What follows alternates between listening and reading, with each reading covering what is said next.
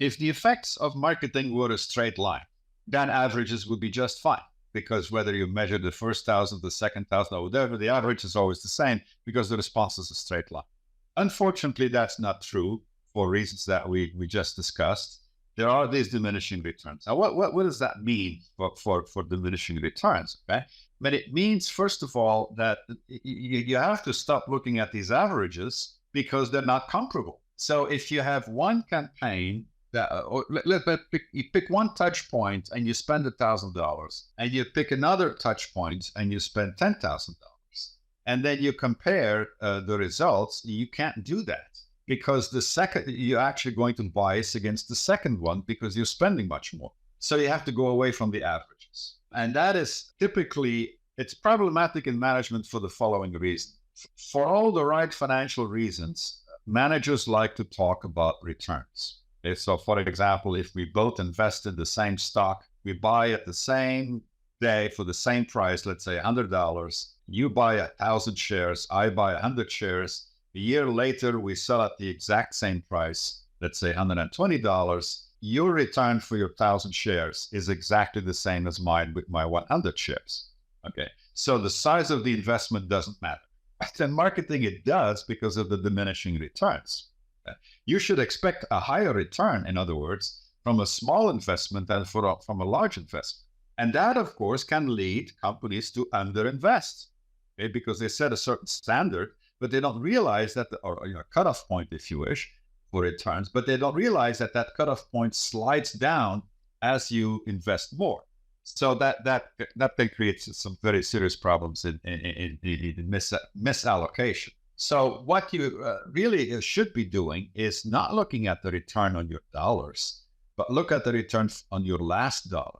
Now, I don't mean here literally the last dollar. It could be the last $100, the last $1,000, but the highest point in your spend. In other words, is that still a metric that is sufficiently high to justify the expense? And what you will see then is, what we all learned in school years ago, I guess, you spend until your marginal cost is equal to your marginal revenue, okay? Which is the point where your marginal return is going to be exactly zero.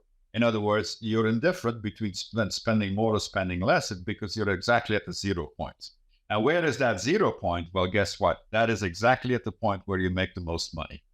If you remember that my little chart a few minutes ago, you saw that inverted U shape for profits. That maximum profit level, that's the point where your marginal returns become zero. Now, in the methods that John talked about with LiftLab, the combination of historical data analysis and experiments, we draw these curves and in very, very reliable ways. And now we find exactly the point where the spending no longer pays for itself. And that is a big change in thinking, go away from these average return metrics to return of the last dollar, if you wish, in order to make the appropriate decision. So that is really, that's really the major thing. And the challenge here is you need the curves. The averages are easy because anybody can calculate an average, but you sort of need to know what slope are you on? Are you on a very strongly increasing slope where another $1 million may do very well, or is it starting to taper off? Okay, and that's where companies like LiftLab do such a good job in actually pointing to exactly where you are with respect to each marketing investment, each touch point, each medium, and so forth. If I can just take Mike's comment and turn it into what I see run by marketers.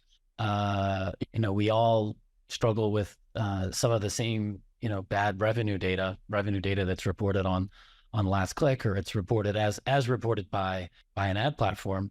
And typically the first, anecdote or correction to that would be, let's run a conversion lift test. But that conversion lift test is going to give you an average. At that average spend during the experiment, this was my performance, but it isn't giving you the curves that we're referring to, right? That's so, even though it's aspirational, let's run a lot of conversion lift tests, they're still going to fall short of teaching you, am I near the inflection point of this view? So just kind of taking the exact statements from Dr. Hansen and just mapping them over to what we see as practitioners, right? Is those tests that do get you the average incremental performance, it's better than nothing, right? It's a step forward. It's a completely, I endorse them as a step in the right direction, but they are going to fall short of giving you this level of diagnostic. Maybe the most common mistake that I see made, and it took me probably a couple meetings with Dr. Hansen for this to sink in personally, but it's to see someone run an incrementality test, come back with a number like the average incremental ROAS is 3,